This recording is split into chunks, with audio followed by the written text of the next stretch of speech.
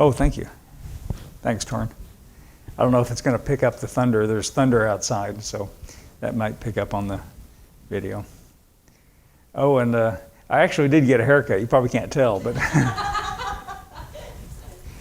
I've been avoiding the hairdressers. I shouldn't say that, but maybe she'll watch. Well, we'll hope she doesn't watch the video. Anyway. Okay, so last week I talked about the Gospel of John and the fact that John wrote his Gospel long after the other three were evidently committed to writing. Of course, as you know, the stories about Jesus circulated by word of mouth for many years before anything was written down. But it is true that the Matthew, Mark, and Luke were written first, and they contain pretty much the same material, or with some variations. Matthew, Mark, and Luke are very similar to one another. However, John's Gospel is very different, and it was also written much later. And so the question is, why did John write his Gospel? And he tells us towards the end of, I guess I should read that first.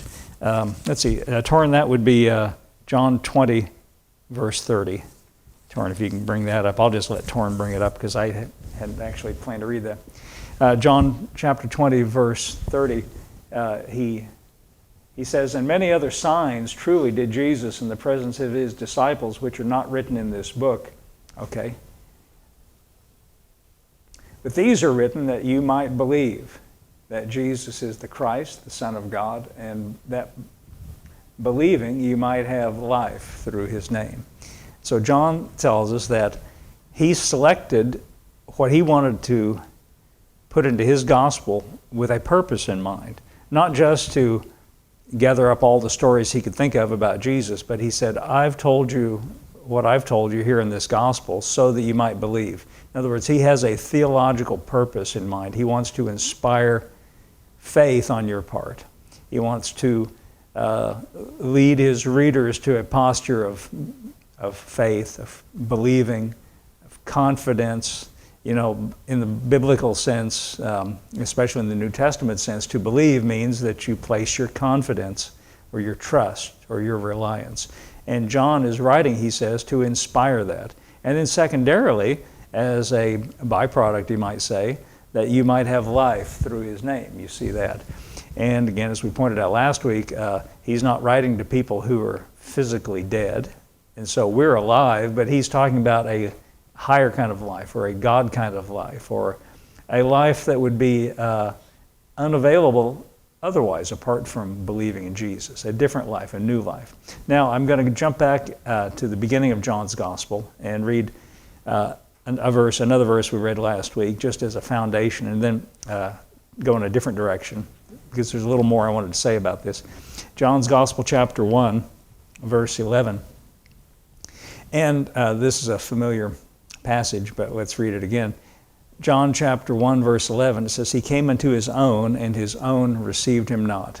His own, of course, was the nation of Israel, the covenant people of God under the old covenant. Jesus was the last representative of the old covenant, the last prophet of the old covenant, the last messenger from God under the old covenant. He was their last chance, we might say. He was their Messiah that they were expecting. But he didn't come in the way that they expected. They expected a warrior. They expected somebody to bring on an uprising against the Romans. They expected a political leader.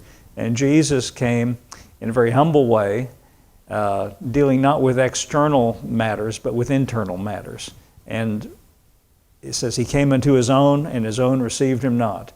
And this is actually a very important theme that runs through all the Gospels, and it helps you understand a lot of what's written. This is a very big theme that all the Gospel writers highlight, his rejection by the nation of Israel in the first century, and the results of that rejection. But let's move on.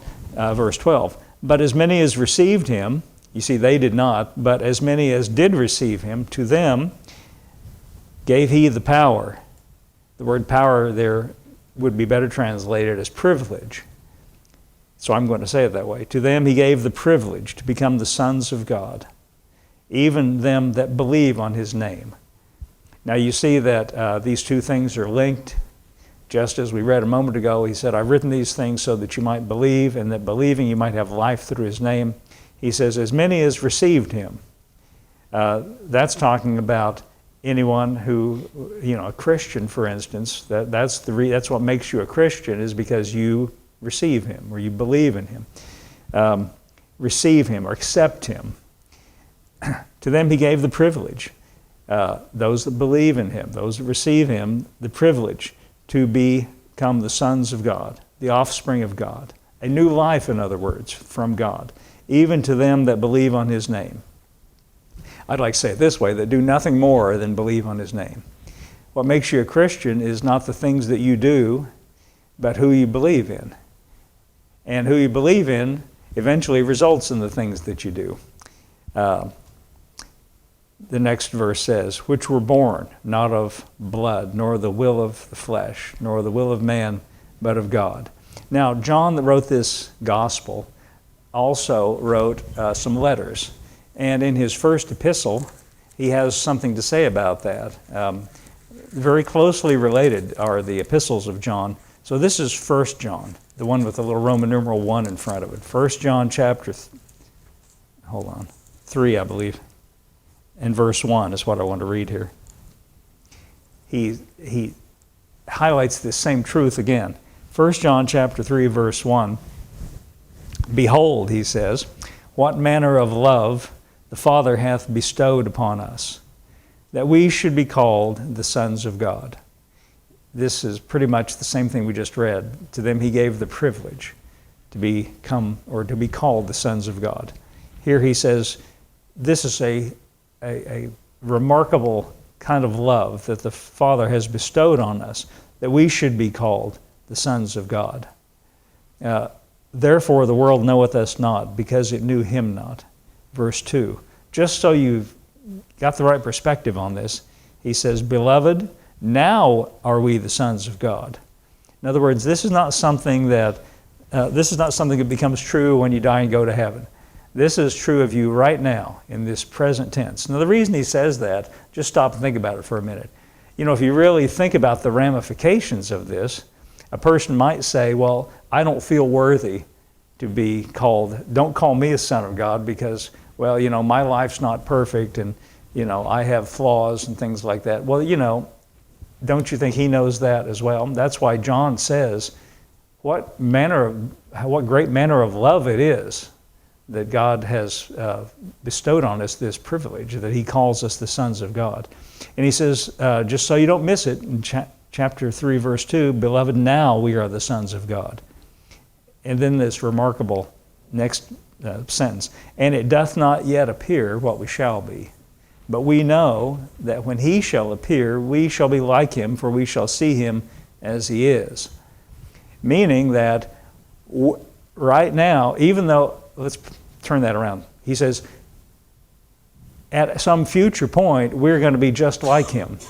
And he says, because we'll see him as he is. What that implies is, right now, we're not. Do you understand? Do you get that implication?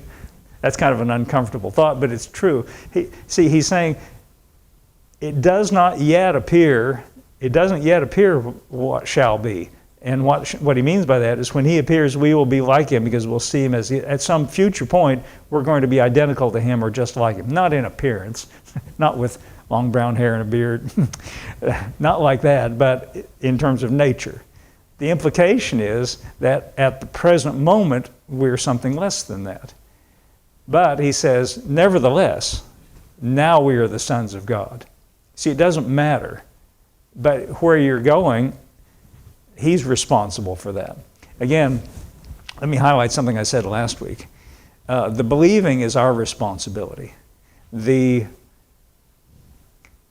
being, when he said born of God, that's his responsibility. Let me ask you a question. When a mother has a child, whose responsibility is the birth? Is it the child's responsibility or the mother's responsibility? Well, if the mother doesn't take care of it, that child can't take care of it. In other words, the being born is the responsibility of the one who gives birth. Do you understand that? In other words, who we are by nature is his responsibility. Who we become ultimately is his responsibility.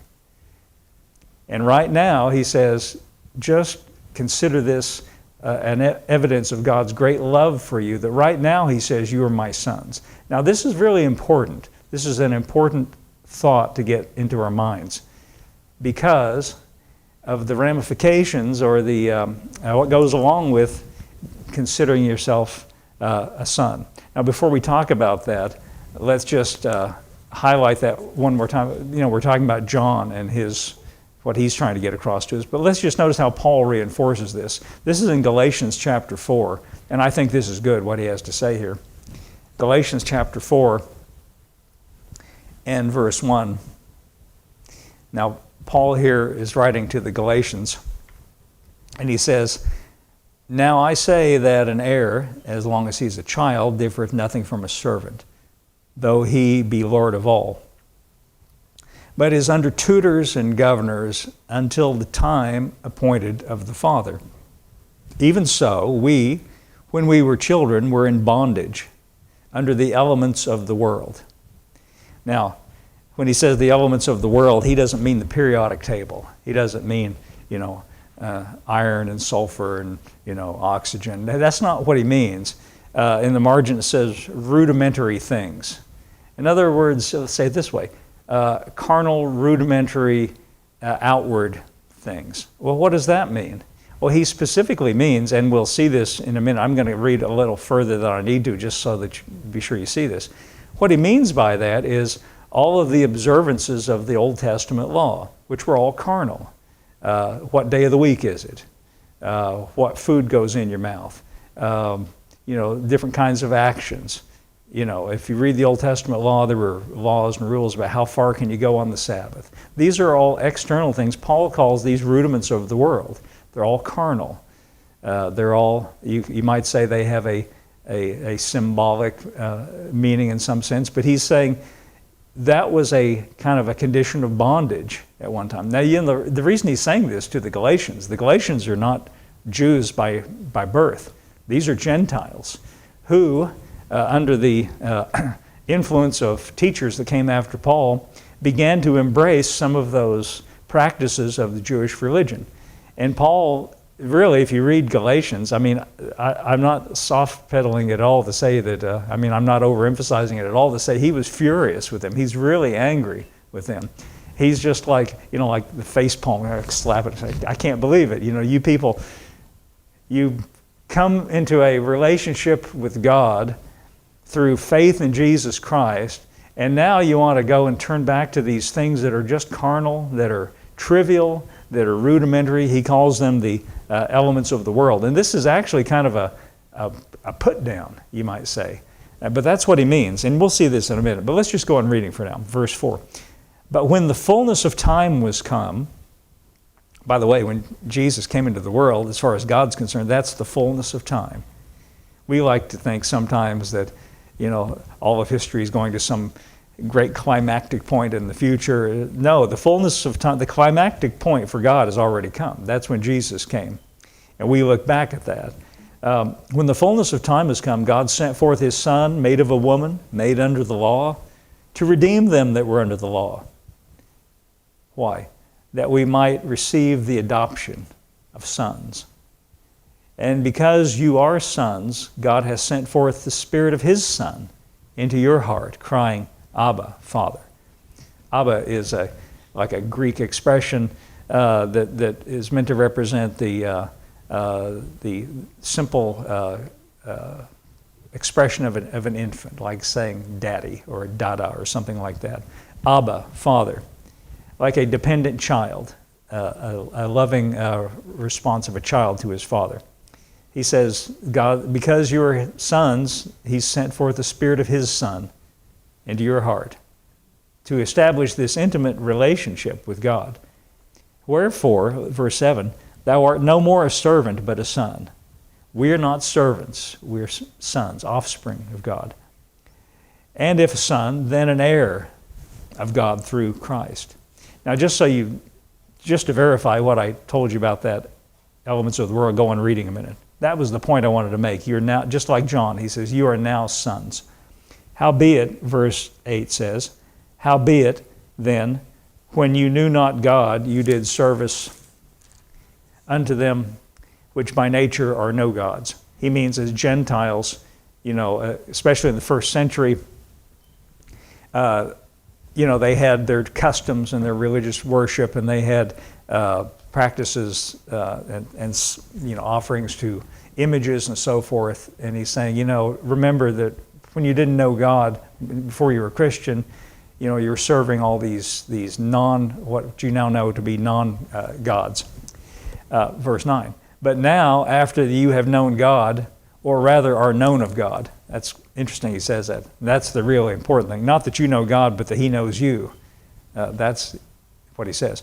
But after that you have known God, or rather are known of God, how turn you again to the weak and beggarly elements whereunto you desire to be in bondage? Again, this is that same expression. Elements meaning rudiments, meaning that like the rudimentary things of the world. Verse 10, you observe days and months and times and years. I'm afraid of you, or meaning for you, lest I have bestowed upon you labor in vain. Now, again, I don't want to go any further with this, but now you can see plainly what he's upset about. He's saying, you're observing, the Jewish feasts and the different festivals and the Sabbaths and all. I know some Christians get fascinated with those things and think it's really important.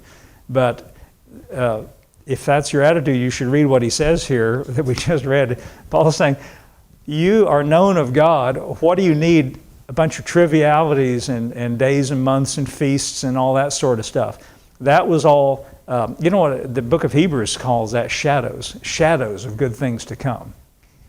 Images, shadows. It's just be like this. If your best friend was walking down the street and they're coming around the corner and you see their shadow, you think, oh, here he comes. You don't go and fall in love with the shadow. You are attracted to the actual person who casts the shadow.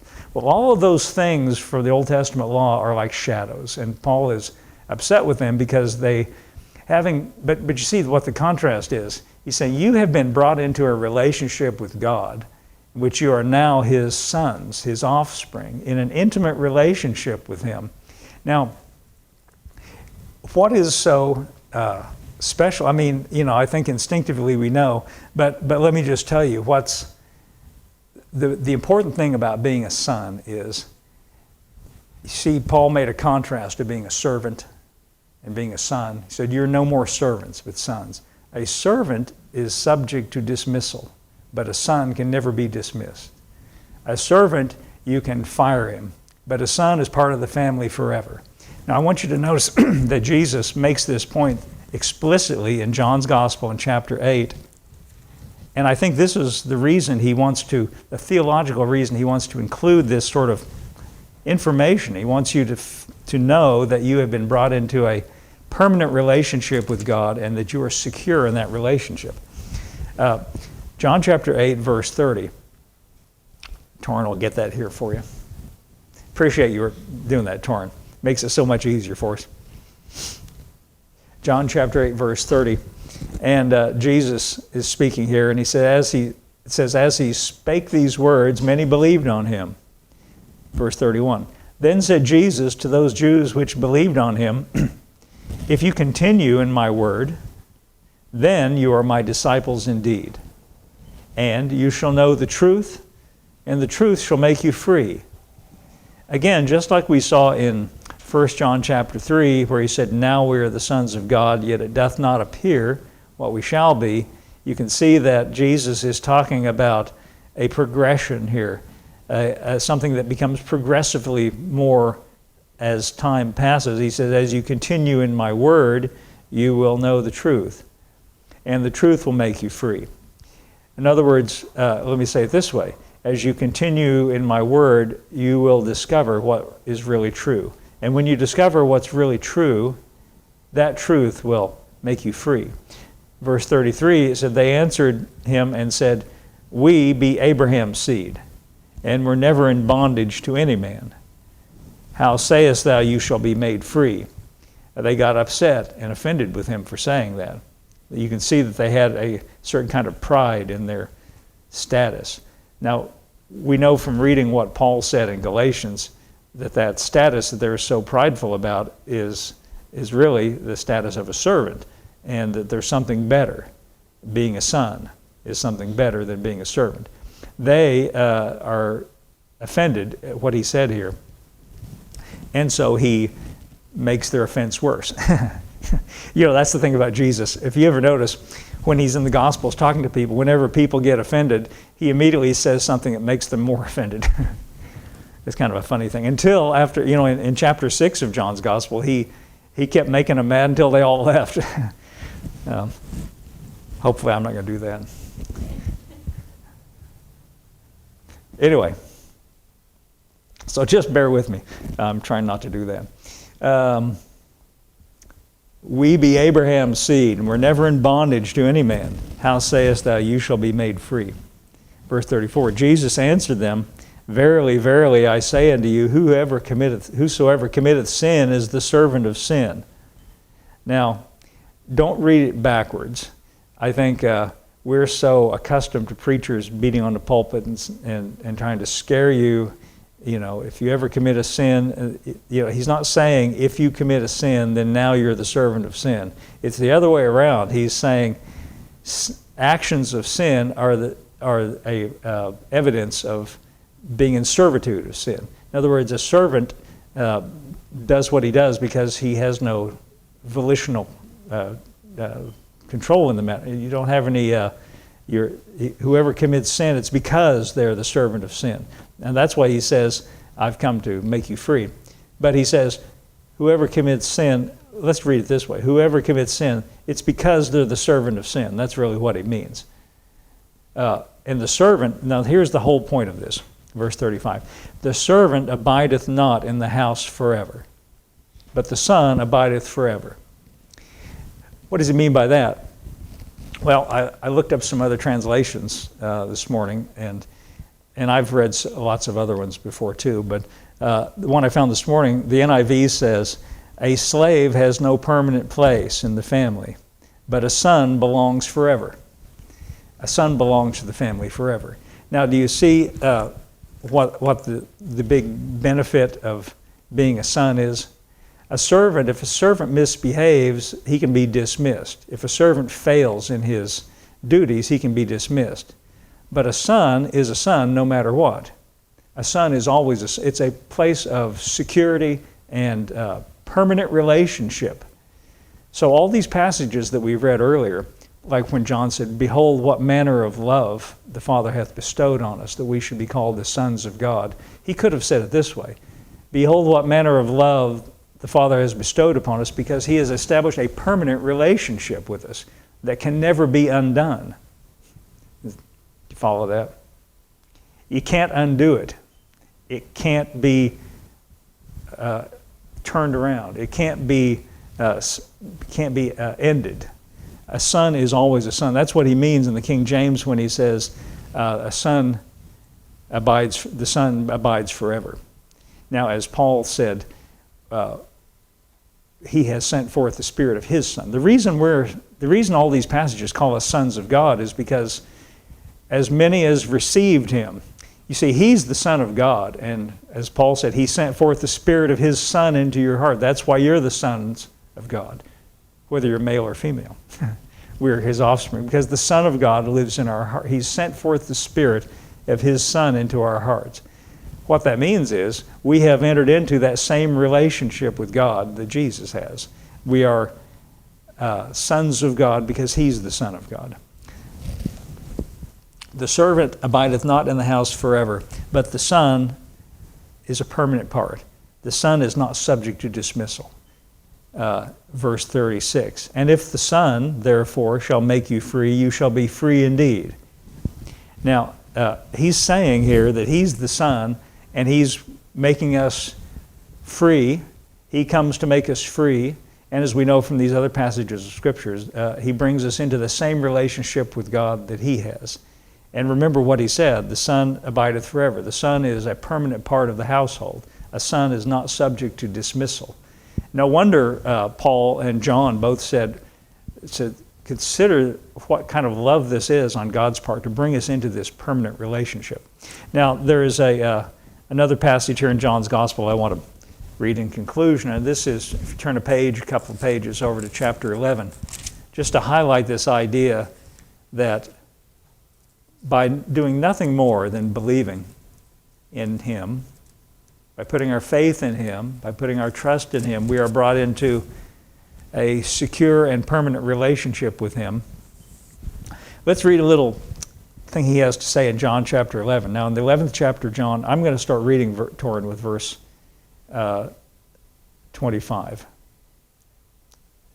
This is the story in chapter 11 of a man named Lazarus.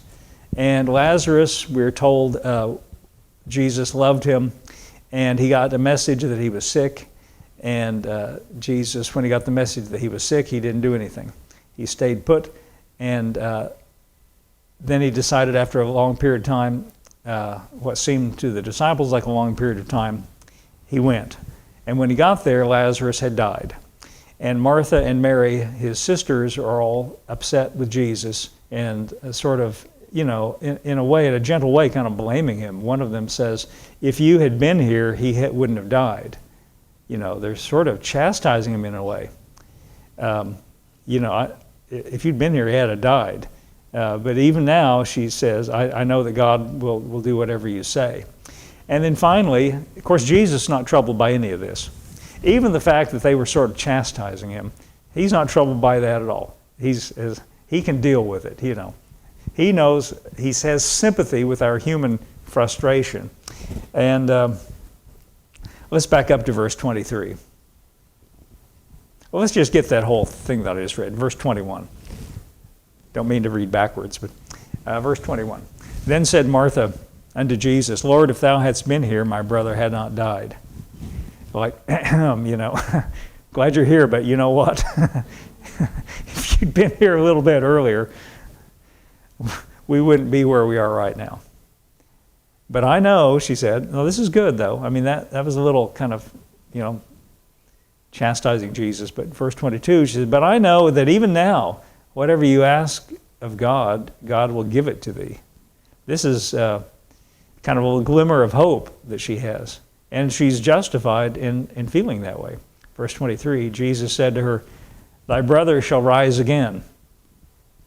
Now, she took this in the same way that any of us would have. And she said in verse 24, Martha said, I know that he shall rise again in the resurrection at the last day. But Jesus meant something more pertinent than that, something more relevant than that, something closer to home than that. Verse 25, Jesus said unto her, I am the resurrection. She said, I know he'll rise again way off in the future, in the resurrection, whatever that might be, at the last day, wherever that is, something vague and off over here somewhere. But he brings it right close to home. What she was putting off to some faraway place in the future, he says, I am the resurrection. I am the resurrection and the life. You remember what John said that I started with? He said, I've written all these things in this gospel so that you might believe. And in believing, you might have life. Remember that? Jesus here says, I am the resurrection. I am the life. And then he goes on a little further. He says, he that believeth in me, though he were dead, yet shall he live. Now here's something really remarkable in verse 26. And whosoever liveth and believeth in me shall never die. Believest thou this? That's kind of a hard question now to ask. Whoever lives and believes in me shall never die. Well, we've got two choices here. We can either say Jesus was mistaken because everyone since the time that he said that until now that has believed in him and lived, has died, but maybe he has something else in mind about death. Maybe he's thinking of death in a different way. You know, the Bible talks about death in more senses than just physical death. In fact, there's something, physical death is the smallest of those things. Spiritual death is separation from God. Paul calls it dead in trespasses and sins. Paul writes to the Ephesians and he says, remember, once you were dead in trespasses and sins. But the idea is that because we believe in him, we have been brought out of that condition of separation from God. And now we have been brought into an intimate relationship of sons, a permanent relationship of sons.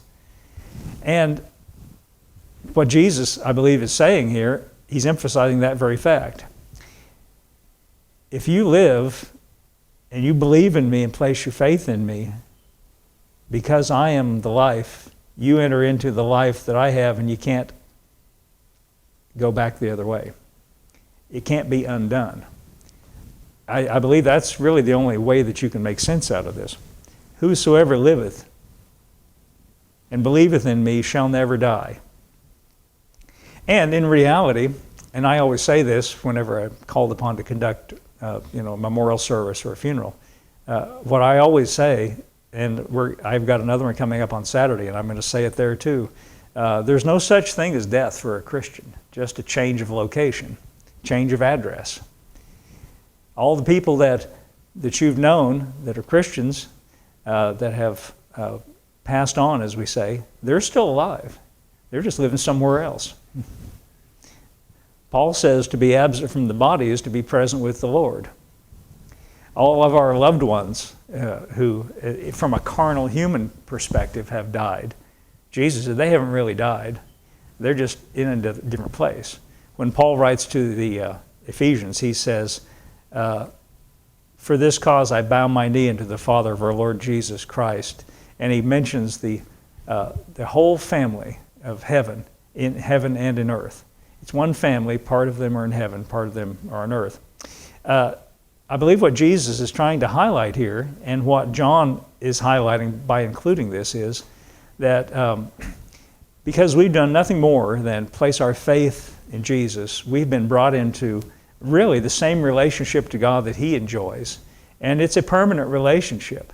And, no matter what may happen in your Christian life, ups and downs, bumps in the roads, problems, and, we have our failings, we have our successes, and all those kind of things. None of that changes the fact that we are in a relationship with God that cannot be undone, that cannot be disturbed. And what I ask is, why is he telling me this? Like they say, you hear this in movies sometimes. Why are you telling me this? Why are you telling me this, John?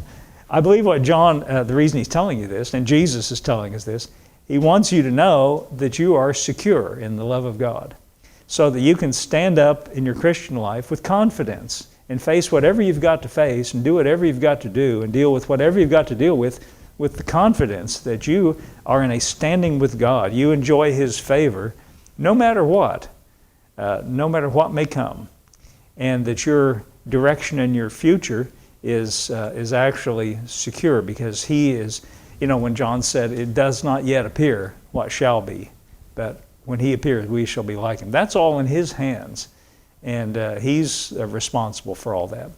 I remember that, and this is the last thing I'm not even going to turn there, so just, Paul writes to the Philippians, and he says, he who began a good work in you will bring it to completion until the day of the Lord Jesus Christ. All we do really is come to him and place our faith in him, and then he is responsible for all of the growth and the progression and the transformation that takes place in our lives. But he wants us to know that we've entered into a relationship that is secure, that is safe, in which we can have confidence. Okay, I think that's all we got. Let's all stand up today.